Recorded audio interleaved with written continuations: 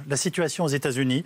Là aussi, le droit et la politique. Donald Trump doit faire face à un deuxième impeachment historique. C'est un signe de vitalité démocratique ou un acharnement qui en fait une victime, selon vous?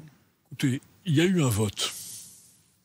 Jusqu'à preuve du contraire, toutes les accusations qui ont été portées par les partisans de M. Trump ont été rejetées, et ont été rejetées par des juges, y compris la Cour suprême, où M. Trump a nommé la majorité des juges. Oui. Donc on ne peut pas dire que ce sont des affreux juges démocrates qui en veulent à Donald Trump. À partir du moment où il n'accepte pas sa défaite et il essaye de gagner dans la rue la victoire qu'il n'a pas obtenue dans les urnes, ça s'appelle un appel à l'insurrection.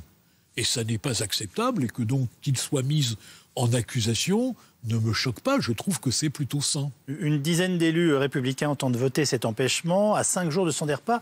On se demande parfois si on ne ferait pas mieux de l'ignorer. Vous comprenez ma question? C'est « Ah là là, ça y est, c'est fini, on passe à autre chose ». Non, parce que vous ne pouvez pas accepter que des parlementaires siègent sous la menace de la rue.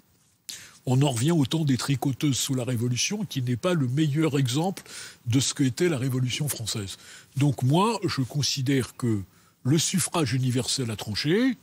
M. Trump peut s'en désoler, mais comme disait Winston Churchill, le suffrage universel a tous les droits, y compris le droit à l'ingratitude. Lui qui avait été remercié après avoir mené le pays à la victoire. L'assaut contre le Capitole a fait 5 morts, en fait.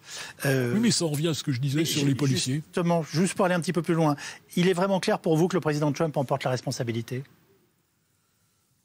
Alors, sur le plan juridique, je n'en sais rien.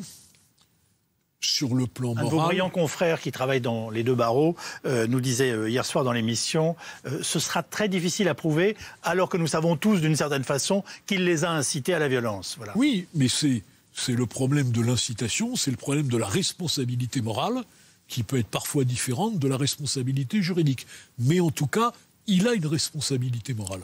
Parce que quand vous dites « on m'a volé l'élection », empêcher qu'on vote, aller au Congrès, si ça tourne mal, on a une responsabilité morale. Est-ce qu'elle sera qualifiée juridiquement? Je ne suis pas juge.